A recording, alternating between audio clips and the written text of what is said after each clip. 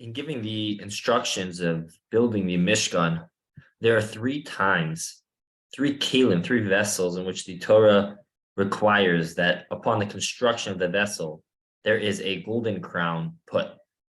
The first is in regards to the Aron, the ark, in which contained, of course, the Torah, and the Torah tells us that Tzipisa Oso Zahav Tahor, you cover it in pure gold from inside and outside. The Asiso Alav Zer Zahav Saviv, and you should put upon it a golden crown all around.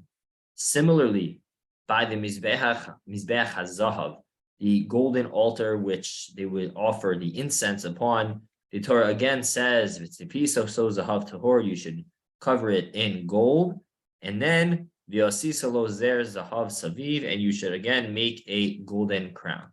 However, the third time is a slightly nuanced difference. The third time is in the context of the Shulchan. It says the Torah v'asisalo miskeres tofach saviv. You should make a rim of a tefach all around.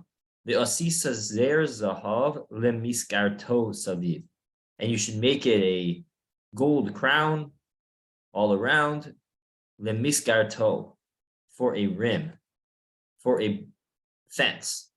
In other words, the Torah qualifies in this third application of the Shulchan. That adds a word, not just v'asisa lo zer zahav saviv, but here it says it's lemisgarto, for a misgeret, for as a fence.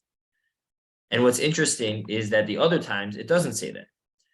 So Mordechai Kamenetsky explains the following idea: that the other two applications, the other two examples of the Aron and the Mizbeach HaZahav are both situations in which they inherently are talking about Ruchnius. The Aron is talking about the containing of the Aron Kodesh, and therefore which holds the Sefer Torah, which inherently is Kedusha, which inherently is different, is separate, is holy in and of itself. And by learning Torah, we give it a miskeret, we adorn it. Similarly, by the Mizbeach, which is inherently kadosh, something which you bring the Ketores on, you bring the incense upon offering for Hashem, the Avoda, which also is inherently filled with Kedusha. And therefore, the Zer Zahav, the golden rim, is meant as a crown, as an adornment, as an item which an ornament which beautifies that which is already holy. However, when it comes to the Shulchan, the Zer Zahav is not only to beautify the Shulchan, but it's a misgeret. It's a fence. It is something in which represents the Shulchan, which is about the food, which holds the lechem upon him. It's something which isn't inherently kedusha, something which it's not the same as learning Torah. It's not the same as bringing a karbonos, but it represents the consumption of food in this world, the physical element of this world. That can have a Zer Zahav as well. That can also have a golden crown. But that golden crown, that golden rim, serves a very specific purpose. It keeps the impure motivations of consuming food out. And it reminds us to maintain the Kedusha within this behavior, which isn't inherently Kadosh. So whereas the other two are inherently Kadosh, and the golden rim serves as a crown, an adornment of something which is already kadosh.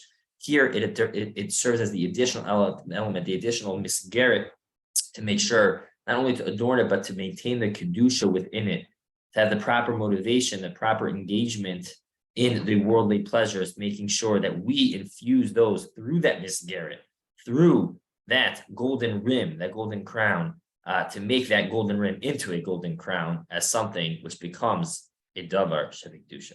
A great day.